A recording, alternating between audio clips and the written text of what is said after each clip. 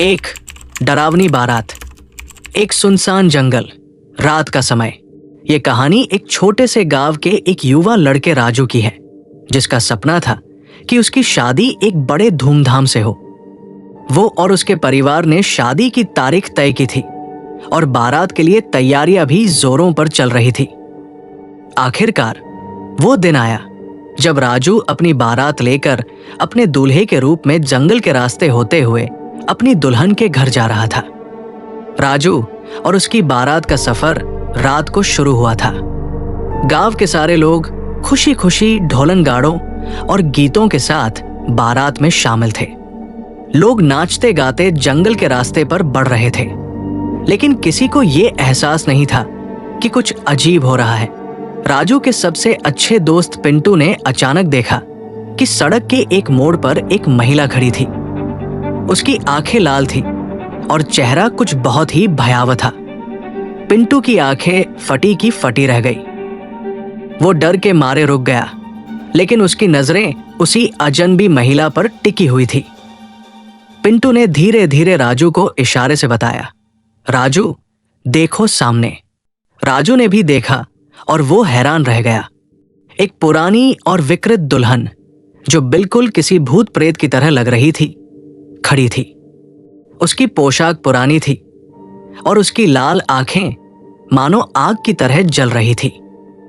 उसे देखकर बारात के लोग एक पल के लिए सहम गए, लेकिन फिर धीरे धीरे वे इसे सामान्य समझकर आगे बढ़ने लगे। जैसे ही बारात उस महिला के पास पहुंची, वो अचानक हवा में ऊपर उठने लगी। उसकी मुस्कान अब और डरावनी लगने लगी थी। उसके हाथों में जैसे कोई अदृश्य शक्ति थी और वो हवा में तैरते हुए बारात के सामने आने लगी। एक भयंकर अजीब सी आवाज, जैसे कोई मृतात्मा, बारातियों के कानों में गूंजने लगी। सब लोग डर के मारे भागने लगे। राजू की घोड़ी बेकाबू हो गई। राजू ने उसे संभालने की कोशिश की, लेकिन घोड़ी के गिरने से वो नीचे गिर पड़ा। घोड़ी तो भाग गई, लेकिन राजू वही बेहोश हो गया। जैसे ही उसकी आंखें खुली, वो बिल्कुल अकेला था। चारों ओर कुछ भी नहीं था। वो धीरे धीरे उठकर खड़ा हुआ और जो उसने देखा उससे उसके रोंगटे खड़े हो गए। राजू ने देखा कि वो जहां खड़ा था वहां सिर्फ कंकाल थे। चारों ओर खून की निशानियां और पुराने कपड़े बिखरे पड़े थे। उसका दिल तेजी से धड़क रहा था और उसके सामने वही दुल्हन फिर से खड़ी थी।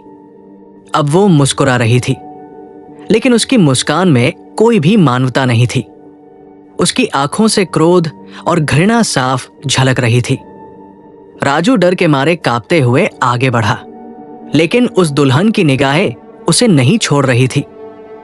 राजू ने हिम्मत जुटाकर पूछा, तुम कौन हो और ये क्या है?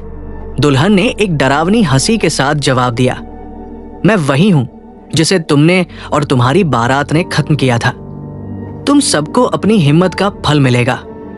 राजू के शरीर में एक भयंकर ठंडक घुस गई। उसने देखा कि उसकी बारात का कोई भी सदस्य अब तक जीवित नहीं था।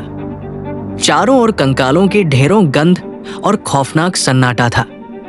दुल्हन ने उसे बताया कि यह वही रास्ता था जहां पहले एक बारात जा रही थी, लेकिन वो बारात एक भयंकर दुर्घटना का शिकार हुई थी। कोई नहीं जानता था कि वो महिला एक भूतिया आत्मा बन चुकी थी, जो अपनी शादी की रात को अपार दर्द और पीड़ा